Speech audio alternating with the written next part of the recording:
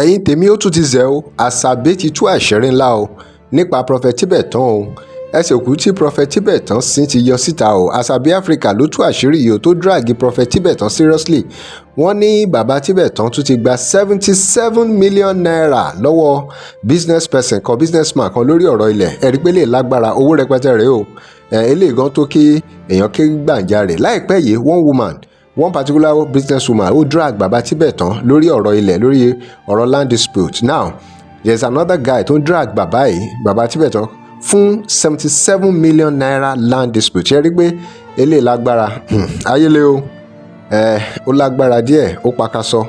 Ṣé Prophet Tibetan tún ti wá ń talẹ̀ ni àbí another avenue ni fún wọn láti make sharp money? Bó bá tiẹ̀ wá jẹ́ pọ́ńtalẹ̀ yẹn ò ṣe problem, but tọ́rọ̀ bá ti ń dọ̀rọ̀ pé à ń jẹ̀yàn lówó owó kan di pé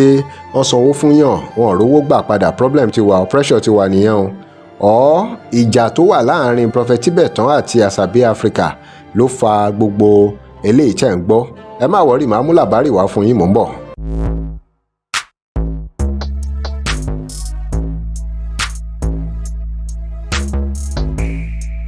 Welcome to Crossblog X TV. Remember to like, share and follow us. Ṣé ẹ rántí pé bàbá yìí ló máa ń sọ̀rọ̀ gbá President Tinubu àti gbogbo àwọn èèyàn ńláńlá àwọn lọ́balọ́ba kódà gan tó bá fẹ́ lòmí ìwé nǹkan míì báyìí ẹ̀rù á bà yín. Lóòótọ́ bàbá yìí asọ̀rọ̀ ṣẹ ni wọ́n, ṣùgbọ́n èyí tó wá ń ṣẹlẹ̀ lọ́wọ́lọ́wọ́ báyìí ó pàkàṣọ ó lágbára. Kí la ti ń gbọ́ irú eléyìí sí? Ọmọkùnrin yìí sọ̀rọ̀ ó tú gbogbo àṣírí tó wà láàrin òun àti Prophet Tibetan. Yá gbọ́ ohun tí arákùnrin yẹn sọ lórí ohun tó ṣẹlẹ̀ láàrin òun àti bàbá Tibetan, bó ṣe dọ̀rọ̀ EFCC àti bẹ́ẹ̀ bẹ́ẹ̀ lọ, gbogbo bí ó ṣe ṣẹlẹ̀, ẹ jẹ́ ká gbọ́. Bí 2-3 years ni mo pàdé bàbá tó ń pè ní Kọ́rọ̀délé Tósìn ọmọ Tibetan. Àwọn jẹ́ prophet ní Celestia tí mo kọ́kọ́ mọ̀ wọ́n sí nìyẹn, because bí ọ̀rọ̀ ṣe rí báyìí èmi ò rí wọn àti bí wòlíì Ọlọ́run. Mo fẹ́ orúkọ ẹni tó máa jẹ́ orúkọ tó wà lórí ìwé ilẹ̀. Mo kọ́kọ́ ní kí n forúkọ òun sí pé ṣé mo rò pé òun fẹ́ gbá mi ni, ṣé mo mọyé ilẹ̀ tó ti fóun ni, ṣé mo mọyé nǹkan tó ti fóun tóun ti sọ pé rárá ni wọ́n rájí wagọ̀ fóun ò gbà, wọ́n fún un ní kíní kan acres of land kíní kan òun ò gbà, ṣé ilẹ̀ mi lòun á fẹ́ ṣe kíní kan. Mi ṣáà dáhùn, mi ṣáà fi ṣọ̀rẹ́ rí. Mo yẹ sẹ́ǹdì owó yẹn sí wọn.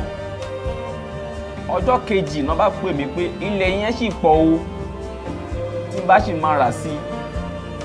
Nígbà tí ojú mi sì mo ṣẹ̀ ń rò pé bàtà ń pè mí lẹ́lẹ́kejì yẹn gan kì í ṣe èmi fún alára mi kọ́ ni mo send owó yẹn sí wọn, because mo wá lọ withdraw gbogbo owó tí mo fi ń trade, gbogbo owó tó wà ní portfolio mi tí mo fi ń trade, níwájú pé mo wá lọ withdraw láti send sí wọn.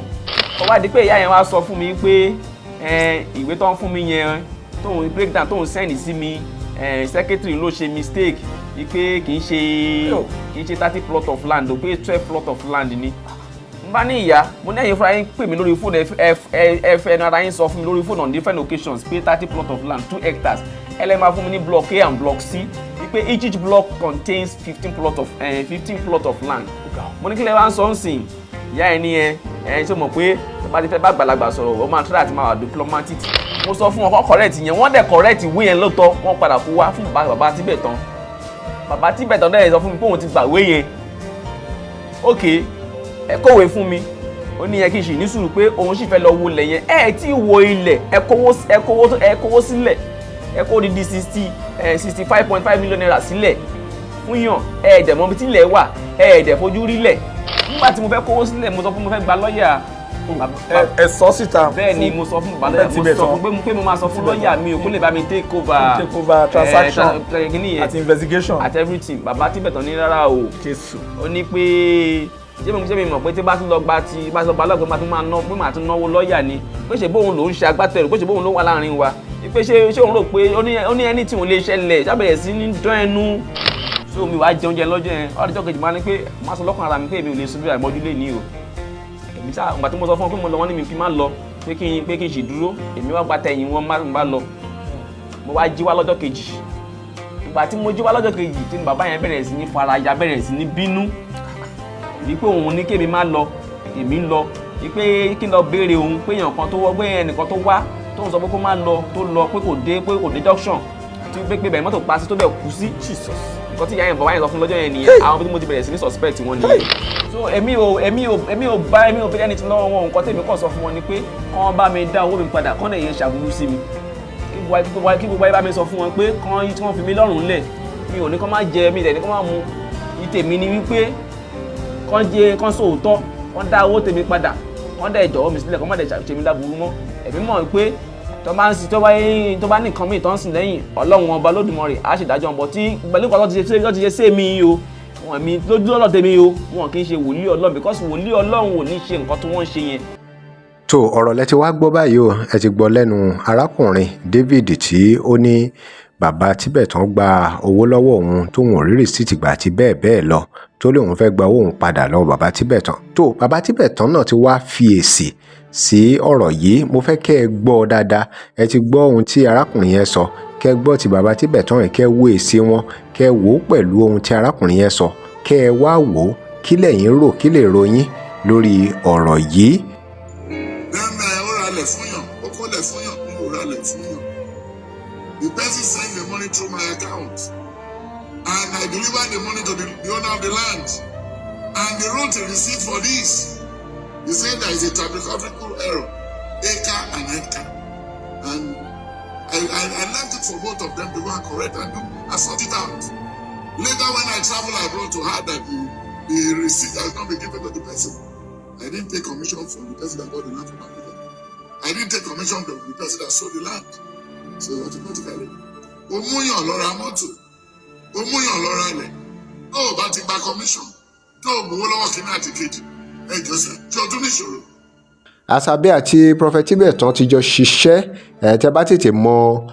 àwọn tẹ́ bá tètè rí àwọn fídíò ẹ̀sẹ̀ rí pọ́n ti jọ ṣiṣẹ́ gan ṣùgbọ́n kí ló wá ṣẹlẹ̀ kí ló fa ìjà ṣé ọ̀rọ̀ owó ni ṣé ọ̀rọ̀ obìnrin ni kí ló fa ìjà nítorí gbà mí ọ̀pọ̀lọpọ̀ nǹkan tó máa ń kọ̀ sí problem ìsídà kó jẹ́ ọ̀rọ̀ owó tàbí kó jẹ́ ọ̀rọ̀ obìnrin ta ni ó máa parí ìjà láàrin bàbá Tibetan àti Asabe báyìí nítorí bó ṣe ń lọ yìí it's leading to a very serious dirty fight nítorí Asabe Africa náà tí mọ ibi tí bàbá Tibetan máa gbà yọ sóhun bẹ́ẹ̀ ni ṣe dẹ̀ mọ̀ pé prophet ṣẹlẹ̀ ni wọ́n fi ṣẹlẹ̀ ṣeré o bẹ́ẹ̀ ni àbí ṣé bàbá Tibetan tún ti ń ṣe ọmọ onílẹ̀ ni bóyá prophet Tibetan náà tún ti ń ṣe ọ̀rọ̀ ilẹ̀ wọ́n ti ń ta ilẹ̀ àbáwọn náà ti dọmọ onílẹ̀ àbọ̀n tí báwọn ọmọ onílẹ̀ ṣe bó bá tiẹ̀ wá ń talẹ̀ gẹ́mọ̀ yẹn sọ tẹ́lẹ̀ kò burú àmọ́ tọ́rọ̀ bá ti ń dọ̀rọ̀ owó wọn kówó fún mi wọn kówó fún yàn kò rówó dá padà àti bẹ́ẹ̀ bẹ́ẹ̀ lọ ọ̀rọ̀ tó lágbára lélẹ́yìí nítorí pé òjíṣẹ́ Olúwa tí ó bá ń sọ̀rọ̀ tó ń sọ̀rọ̀ ìran oríṣiríṣi tó dẹ̀ nígboyà láti bá àwọn èèyàn ńláńlá sọ̀rọ̀ kò yẹ ká tún máa gbọ́rùn kan báyìí pé ó ń ṣẹlẹ̀ sí wọn ó wà unfortunate and this is a slap on Christianity, is a slap on the Celestial Church as a whole. So kí àwọn Celestial movement àwọn Celestial Church kan tètè dá sọ̀rọ̀ yìí o nítorí pé ó máa affect wọn totally and of course ara àwọn nǹkan tó affect gbogbo àwọn religious leaders nìyẹn tó fi jẹ́ pé àwọn èèyàn tiẹ̀ fẹ́ trust sí àwọn èèyàn Ọlọ́run mọ́ anybody tó bá ti pẹ́rẹ́ ń pastor àbò pẹ́rẹ́ ń prophet lásán báyìí àbò pẹ́rẹ́ láfàá àwọn èèyàn máa wò ẹ́ pé ṣé o mọ nǹkan tó ń ṣe ṣá àwọn èèyàn máa wò pé o fẹ́ gbá wọn ni so ọ̀rọ̀ lórí báyìí o kí lẹ̀yin rò kó ṣẹlẹ̀ kí lè ròyìn drop your comments remember to like share and follow us thanks for watching.